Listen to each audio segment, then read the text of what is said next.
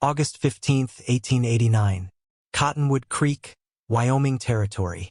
The train platform smelled of coal smoke and broken dreams. And there I stood, Grace Eleanor Whitmore, watching the only other passenger step off that iron beast with a confidence I'd never possess. She was everything the advertisement had promised. Everything he had requested. Blonde hair like spun gold, blue eyes bright as a summer sky, curves that would make any man's heart race. She wore a traveling dress of fine green silk, carried herself like a duchess, and smiled like she owned the world. I was none of those things. Dark hair pulled back in a severe bun, brown eyes too serious for 23 years, a plain gray dress that had seen better days, thin as a rail from years of barely enough. And worst of all, I carried a secret that would destroy everything the moment it came to light. "Are you Mr. James Holloway?" the beautiful blonde asked a tall, broad-shouldered cowboy who stood at the platform's edge, his hat in his weathered hands. "No, ma'am," he said quietly, his voice like gravel and honey. "That's me." And he was looking directly at me. My heart stopped. This had to be a mistake. A cruel cosmic joke.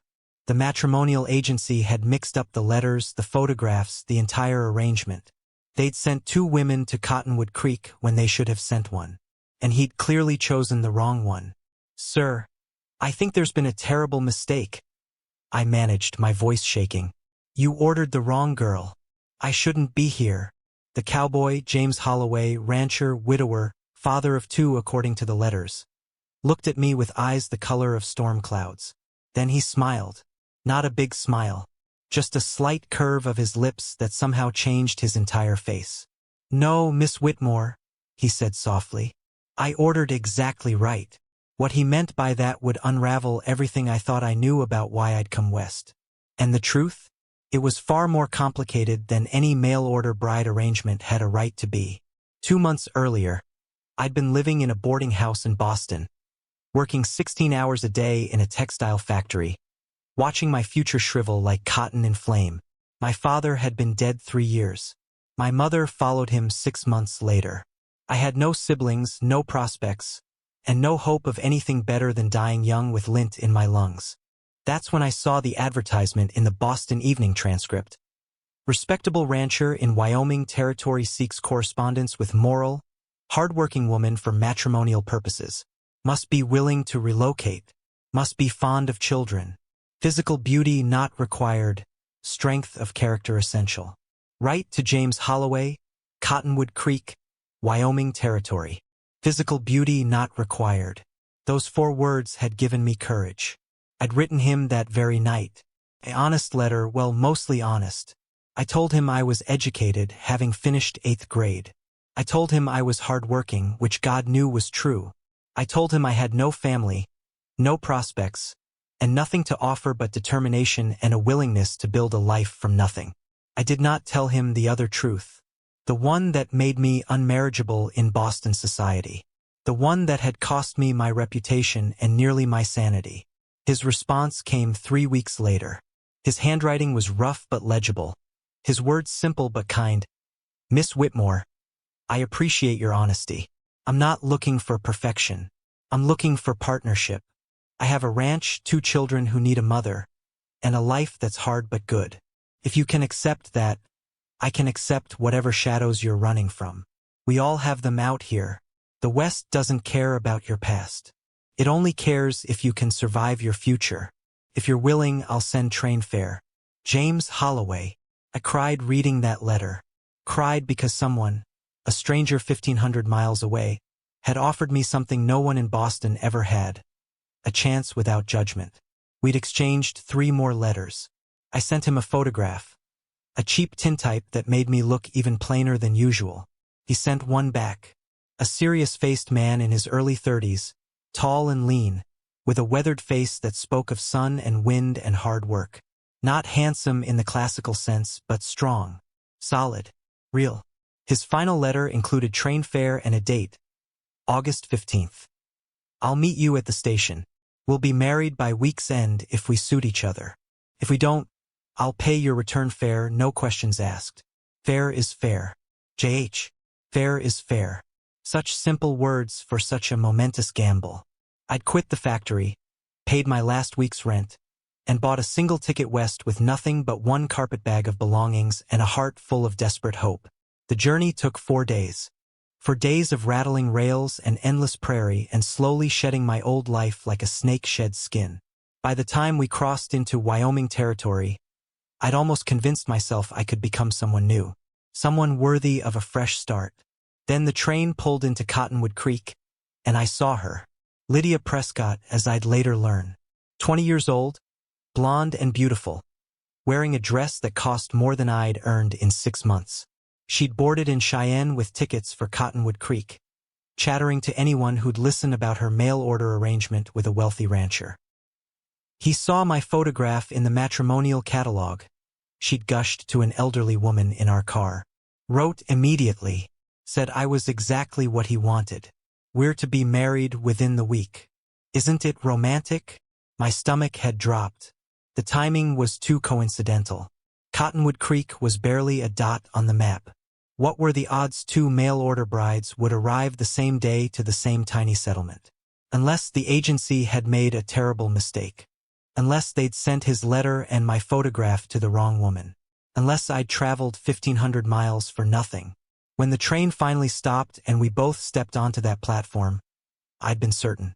Certain he'd take one look at her golden beauty and my plain brown ordinariness and realize the agency had bungled everything.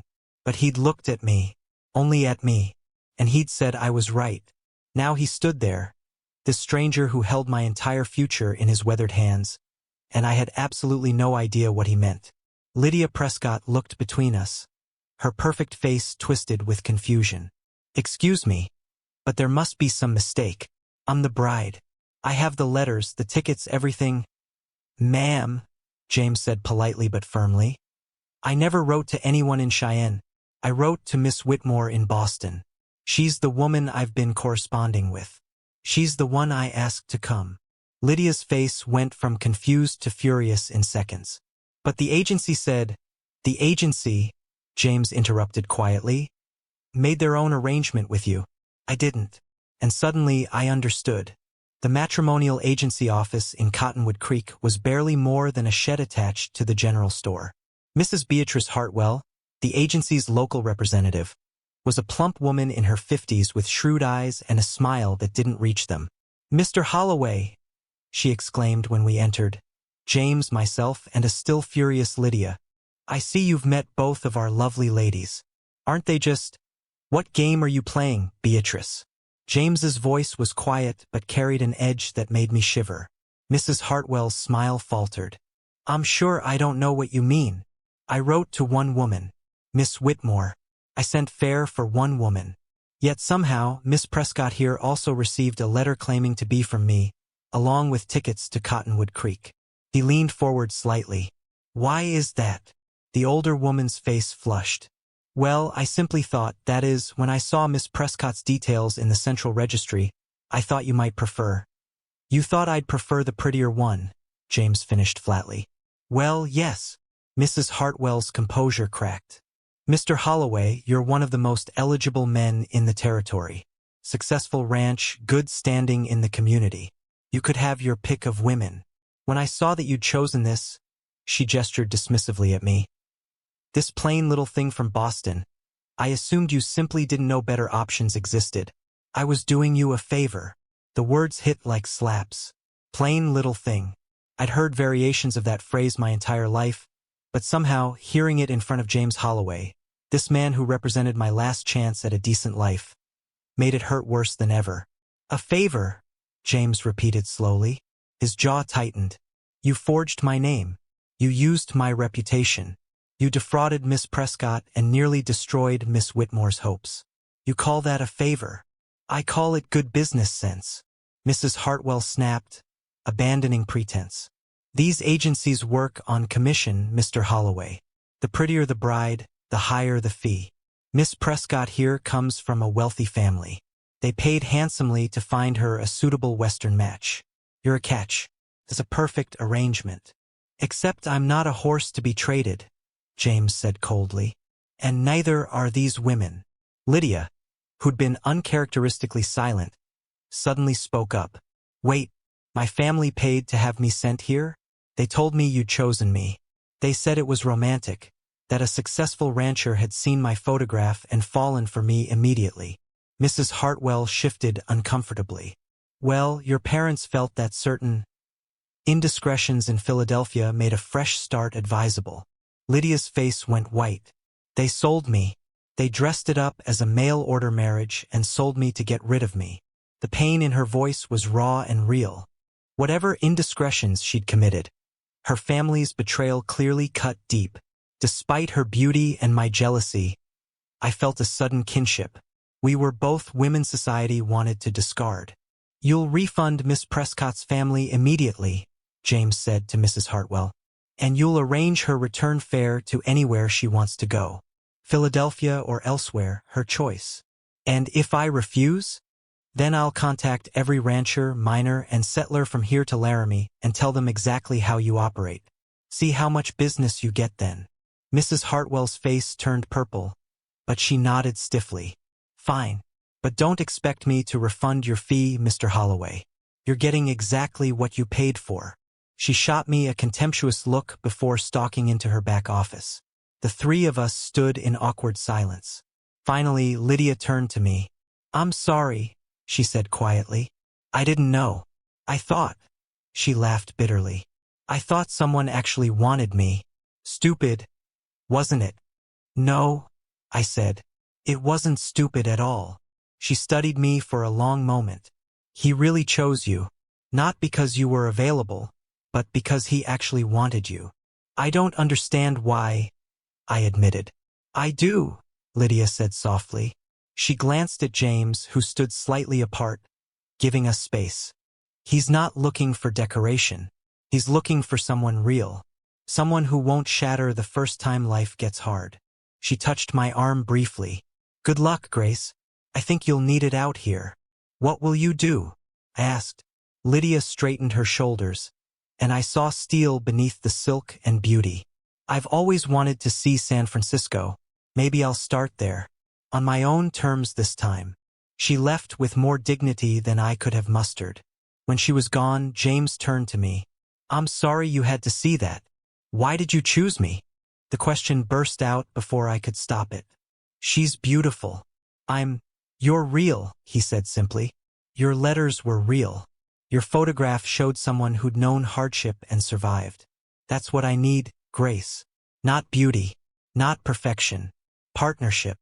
You don't know me, I whispered. You don't know what I'm running from. His storm-gray eyes met mine steadily.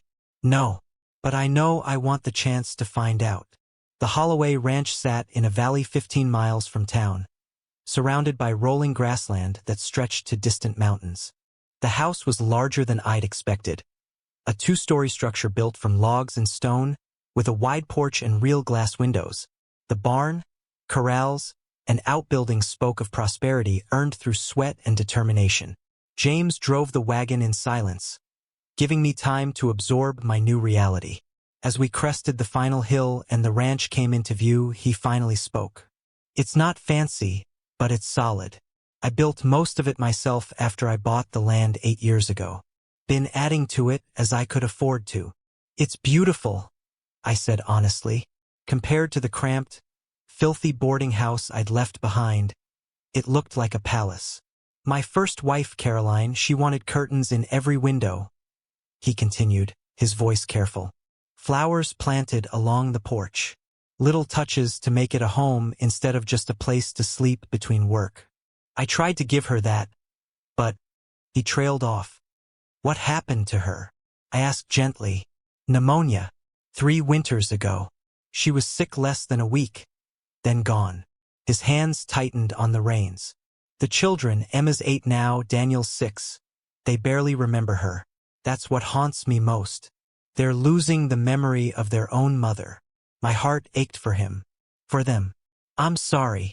I loved Caroline, he said, as if he needed me to know. But I'm not looking for someone to replace her. I'm looking for someone to help me build something new. Someone who'll love my children not because they're hers, but because they need loving. Does that make sense? Perfect sense, I said quietly. As we approached the house, two small figures burst from the front door. Emma, all arms and legs and wild brown hair, and Daniel, smaller and quieter, with his father's serious gray eyes. "Papa!" Emma shrieked, launching herself at James the moment he climbed down from the wagon. "You're back. Did you bring her? Is she nice? Does she like children? Will she make cookies?" James laughed. A rich, warm sound I hadn't heard from him before. "Slow down, grasshopper. Give the lady a chance to catch her breath." He set Emma down and turned to help me from the wagon. When my feet touched the ground, I found myself facing two very curious, very cautious children. "Emma, Daniel, this is Miss Whitmore. If things work out between us, she'll be your new mother." Emma studied me with unsettling directness. "You're not very pretty." "Emma." James's voice was sharp, but I knelt down to Emma's level, meeting her eyes. "No, I'm not. But I'm very good at making cookies, and reading stories, and braiding hair, though yours looks like it might be a challenge." Emma touched her tangled mess self-consciously. "Mama used to braid it. Papa tries, but—" She shrugged. "I could try," I offered. "If you'd like." Emma considered this gravely. Then she nodded. "Okay, but if you're mean or boring, we'll ask Papa to send you back." "Emma." James looked mortified, but I smiled. "That's fair. If I'm mean or boring, I deserve to be sent back." Daniel, who'd been silent throughout this exchange, suddenly tugged on my skirt. When I looked down, he held up a battered wooden horse. "His name is Thunder," the boy said softly. "Papa made him." "Do you like horses?" "I've never actually ridden one," I admitted. "But I'd like to learn. Could you teach me about them?" Daniel's face lit up. "Really? Really?" James watched this exchange with something unreadable in his expression. Finally, he cleared his throat.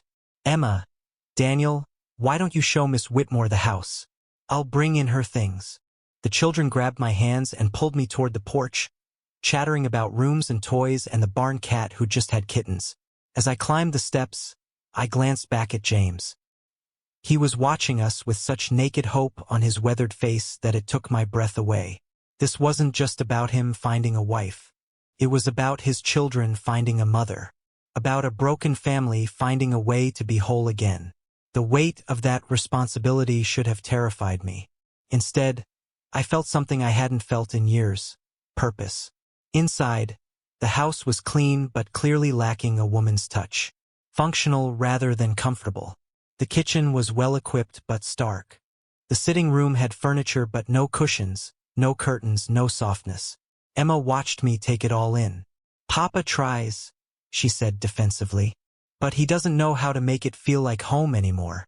I knelt down again, eye level with both children. "Then maybe we can figure it out together. Would you like that?" Emma's face was still guarded, but Daniel nodded enthusiastically. It wasn't acceptance. Not yet. But it was a beginning. And sometimes that's all you need to build something real.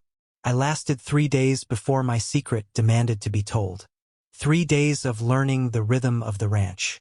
Rising before dawn to help James with breakfast. Walking Emma and Daniel to the small schoolhouse 2 miles down the road. Learning to milk cows, gather eggs, and coax the temperamental stove into cooperation. 3 days of James being unfailingly kind, the children slowly warming to me, and feeling like maybe, just maybe, I could actually build a life here. Then the letter came. James brought it from town along with supplies. "For you," he said, handing me the envelope. Boston postmark. My hands shook as I took it. I recognized the handwriting immediately. Narrow, pinched, full of judgment. Mrs. Patricia Ashworth. President, Boston Ladies Moral Society. "Bad news?" James asked, noting my expression. "I need to read this privately," I managed. He nodded, asking no questions, and I fled to the small bedroom that had become mine. With trembling fingers, I opened the envelope. "Miss Whitmore, it has come to our attention that you have relocated to Wyoming Territory, presumably to escape the consequences of your moral failing. We feel obligated to inform your new community of your true character. A woman who would abandon her own child has no place in decent society, Western or otherwise. We have written to the pastor of Cottonwood Creek Methodist Church to ensure they are aware of your shame. May God have mercy on your soul. Mrs. Patricia Ashworth. The letter fluttered from my numb fingers. They knew. Of course they knew. Boston society never forgot a scandal, never forgave a fall from grace. And now James would know too. I sank onto the bed, years of buried grief crashing over me like a wave. I'd been 19 when it happened.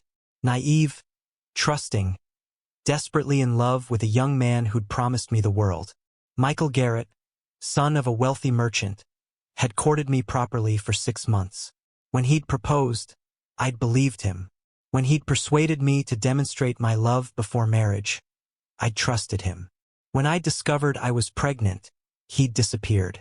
His family had paid my father to keep quiet, paid for me to be sent to a home for wayward women in the countryside, paid for the birth and the immediate adoption. I'd held my daughter for exactly 10 minutes before they took her away. 10 minutes to memorize her face, her tiny fingers, the sound of her cry. Then nothing. No name, no contact, no chance to ever find her again. My parents had never forgiven me. The shame had killed my father's business and my mother's health. When they died, the neighbors had made sure I knew it was my fault. No decent man would ever marry me. No respectable woman would associate with me. I was damaged goods, marked by sin, unworthy of redemption. That's why James's advertisement had seemed like providence. Physical beauty not required, strength of character essential. He was looking for someone imperfect, someone with shadows. But abandoning a child? That wasn't a shadow. That was an unforgivable stain. I didn't hear the knock on my door until it came a second time. Grace. James's voice was quiet. Pastor Williams just arrived. He needs to speak with both of us. My throat closed. They hadn't wasted time. Boston's poison had already reached Wyoming. I descended the stairs like a woman walking to her execution. Pastor Williams stood in the sitting room, a gray-haired man with kind eyes and a letter in his weathered hands. The same letter, no doubt, that Mrs. Ashworth had sent me. Miss Whitmore, he said gently, I received some disturbing correspondence from Boston. Before I respond, I wanted to hear your side of the story. There is no side, I whispered. Everything they wrote is true. I had a child out of wedlock. I gave her away. I came here to escape my past. Tears streamed down my face. I should have told Mr. Holloway before I accepted his offer. I'm sorry. I'm so sorry. James had been silent throughout this. Now he spoke. Pastor Williams, could you give us a moment? The pastor nodded and stepped out onto the porch. James turned to me, and I braced myself for anger, disgust, rejection. Instead, his voice was quiet. How old were you? 19. And the father? Gone. His family paid mine to keep quiet. Did you want to keep the baby? The question broke me. More than anything. But I had no money, no home, no way to support her. They said she'd have a better life with a proper family. They said it was for the best. And you've carried that grief ever since. I could only nod, sobs choking my throat. James was quiet for a long moment. Then he said the last thing I expected. Grace, sit down. There's something I need to tell you too. James paced the sitting room, his hands clenched at his sides, working up courage. Finally, he stopped and faced me. Emma and Daniel aren't my biological children. I stared at him, uncomprehending. Caroline and we tried for years to have children. It never happened. The doctor said it was my fault that I was unable. It nearly destroyed our marriage. He rubbed his face wearily. Then 7 years ago, a woman showed up at the ranch. Pregnant, desperate, running from a man who'd beaten her. Caroline took her in, helped her through the birth. Emma, I whispered. Emma, he confirmed. The woman stayed 3 months, then left in the middle of the night. Just vanished. Left a note saying she couldn't be a mother, couldn't handle it.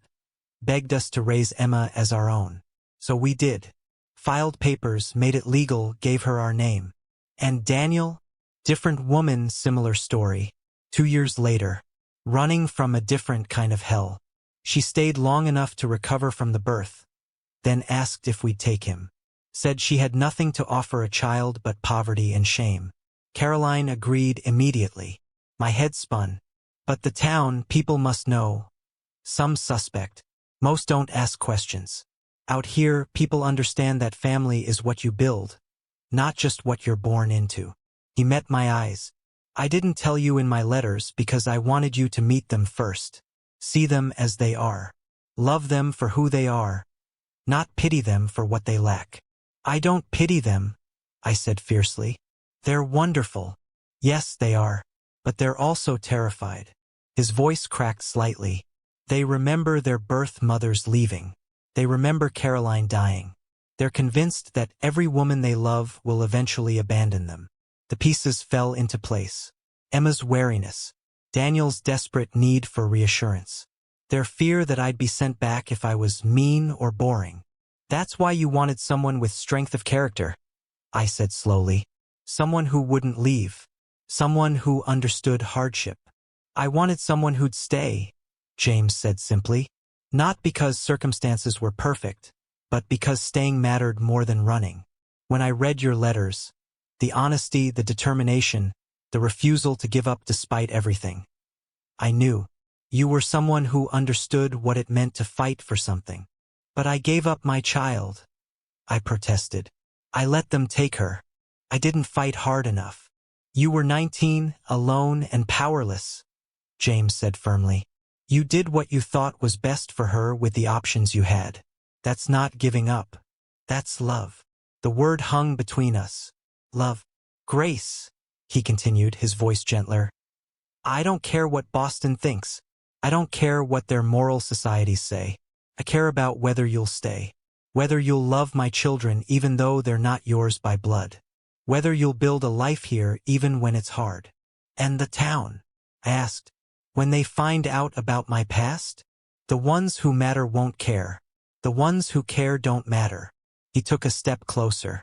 Pastor Williams is a good man. He understands that grace means second chances. He'll support us if we ask him to. Us, I repeated, testing the word. Us, James confirmed. If you want there to be in U.S. I know this isn't what you expected. 2 children who aren't mine by blood. A ranch that's all hard work and little romance.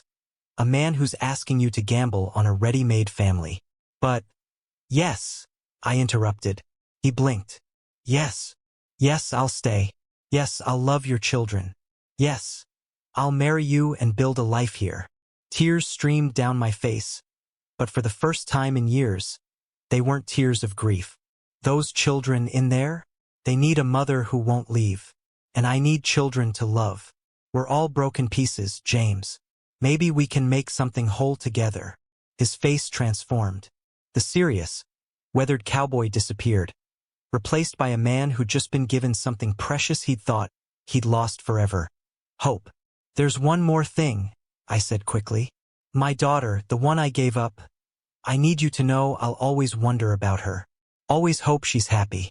I can love Emma and Daniel with my whole heart. But there will always be a piece of me that grieves the child I lost. Can you live with that? James crossed the distance between us and took my hands. Grace, we all carry ghosts. Caroline will always be part of my heart. The women who gave birth to Emma and Daniel will always be part of their story. Your daughter will always be part of yours. But ghosts don't have to haunt us. They can remind us why the living matter so much. Through the window, I could see Emma and Daniel playing in the yard, their laughter carrying on the wind. I want to be their mother, I whispered. Really their mother. Not replacement, not second choice. Just theirs. Then let's make it official, James said. Pastor Williams is still on the porch. We could do it now, today. Make you a Holloway before Boston's poison can spread any further. I thought about it for exactly 3 seconds. Let's get married. Pastor Williams married us on the front porch of the Holloway Ranch with Emma and Daniel as witnesses. The ceremony took maybe 10 minutes. No fancy dress, no flowers, no guests. Just 2 broken people promising to build something better and two scared children hoping this time love might actually stay. Do you, James Edward Holloway, take Grace Eleanor Whitmore to be your lawfully wedded wife, to have and to hold, for better or worse, for richer or poorer, in sickness and in health, as long as you both shall live? I do, James said firmly. And do you, Grace Eleanor Whitmore, take James Edward Holloway to be your lawfully wedded husband, with the same promises and commitments? I looked at James, this man who'd chosen me when he could have had beauty, who'd offered second chances when the world offered only judgment, who understood that family was something you built, not something you were simply born into. I do, I said, meaning it with every broken piece of my heart. Then by the power vested in me by the territory of Wyoming, I pronounce you husband and wife. James, you may kiss your bride. The kiss was brief and chaste, appropriate for the children watching. But in that moment, I felt something shift. I was no longer Grace Whitmore, fallen woman from Boston. I was Grace Holloway, wife and mother, building a new life on a Wyoming ranch. When we separated, Daniel tugged on my skirt. Does this mean you're really our mama now? You can't leave. I knelt down to his level. It means I'm really your mama, and mamas don't leave their babies. Not ever. Not for any reason. Emma's face was harder to read. People always say that, but they leave anyway. You're right, I said, surprising her. Sometimes people do leave even when they promise to stay. So I'm going to make you a different promise. I'm not going to promise I'll never die, because none of us can promise that. But I promise that every single day I'm alive, I will choose you. I will choose to stay, to fight, to love you, even when it's hard. Especially when it's hard. That's what mothers do. Emma's eyes filled with tears. What if we're bad? What if we make you mad? Then I'll still choose you. That's what family means. But we're not really your family, Emma whispered. Not by blood. I pulled both children close. Listen to me very carefully. Family isn't about blood. It's about choosing each other, day after day, and never giving up. Your papa chose you. I'm choosing you. And someday, when you're old enough to understand, you can choose us back. But right now, you don't have to do anything except let yourself be loved. Can you do that? Daniel nodded immediately. Emma hesitated, then slowly, carefully, rested her head against my shoulder. It wasn't a magical instant transformation. It wasn't the children suddenly calling me mama and everything being perfect. It was just a small moment of trust. A tiny seed planted in rocky soil. But sometimes that's all you need to grow something beautiful. Pastor Williams cleared his throat. Mrs. Holloway, might I have a word in private? James nodded his permission, and I followed the pastor a few steps away from the house. I wanted you to know, he said quietly, that I wrote to Mrs. Ashworth in Boston. I told her that I'd spoken with you at length about your past, that I found you to be a woman of strong moral character who'd suffered unjustly, and that if she contacted anyone in this community again with malicious gossip, I would personally write to the Boston Archdiocese about her unchristian behavior. My eyes widened. You didn't have to. Yes, I did. I've been a pastor for 32 years, Mrs. Holloway. I've seen true sin, and I've seen people crucified for circumstances beyond their control. You fall into the latter category. He smiled kindly. Besides, James Holloway is one of the best men I know. If he chose you, that tells me everything I need to know about your character. Thank you, I whispered. Don't thank me. Just love those children. They've had enough loss in their short lives. Give them the stability they deserve. I will. I promise. After the pastor left, the four of us stood on the porch, James, myself, Emma, and Daniel, looking out at the ranch that was now mine by marriage. The sun was setting, painting the sky in shades of orange and gold. What do we do now? I asked James. He smiled, that same slight curve of lips that transformed his face. Now, we live, we work, we build. We become a family, one day at a time. Emma slipped her small hand into mine. She didn't say anything, but the gesture spoke volumes. Daniel tugged on James's hand. Can we have cookies for dinner? Since it's a special day. James laughed. We can have cookies with dinner. Grace, Do you actually know how to make cookies? Or were you bluffing? I know how to make cookies, I assured him. Though I'll need Emma's help. I don't know where anything is in the kitchen yet. I can show you, Emma said, suddenly animated. And Daniel can help measure ingredients. He's good at counting. As the children pulled us inside, chattering about recipes and whether chocolate or sugar cookies were better, I caught James's eye. He mouthed 2 words. Thank you. I mouthed back. For what? For staying. Such a simple thing. Such an enormous thing. As I stood in that kitchen, learning where the flour was kept and teaching Emma how to cream butter and sugar, listening to Daniel count cups of ingredients, feeling James's presence steady and solid beside me, I realized something profound. I'd come west looking for escape. I'd found purpose instead. I thought I was beyond redemption. But redemption wasn't about being perfect. It was about being chosen despite imperfection. About choosing others despite their imperfections. About building something real from broken pieces. That night, after cookies and dinner and tucking 2 exhausted children into bed, James and I sat on the porch in the darkness. Regrets? He asked quietly. Not one, I said honestly. You? Not one. We sat in comfortable silence, listening to the night sounds of the ranch. Somewhere in the distance, a coyote howled. Closer, the horses shifted in the barn. Above us, a million stars blazed in the clear Wyoming sky. Grace. Yes. Thank you for being exactly who you are. I leaned my head against his shoulder. Thank you for ordering, right? 5 years have passed since that August day in 1889.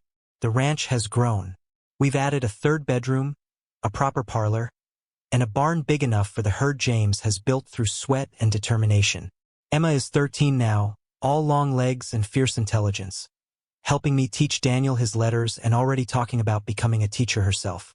Daniel is 11, quieter than his sister but with a gift for animals that makes him invaluable with the horses.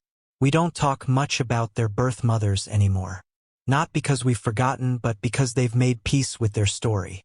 They know they were born from different women, chosen by James and Caroline, and chosen again by me. They know love isn't about blood. It's about commitment. Sometimes, late at night, I still think about my daughter. She'd be 9 now. I hope she's happy. I hope her adopted family loves her the way I've learned to love Emma and Daniel. I hope someday, somehow, she knows that giving her up wasn't abandonment. It was the most painful love I've ever known. But I don't carry the shame anymore. Wyoming taught me that the past doesn't define you unless you let it. That second chances are real. That family is what you build with your choices, not what circumstances force upon you. Last week, a letter arrived from Lydia Prescott, now Lydia Chun, wife of a San Francisco merchant, mother of twin girls, and by her own account, finally free. She wrote, Grace, you were right. The West doesn't care about your past. It only cares if you're brave enough to build your future.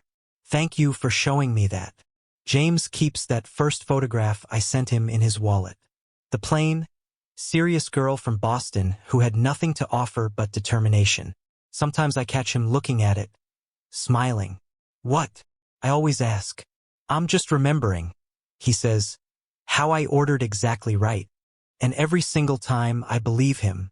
Because sometimes the wrong girl is exactly the right woman.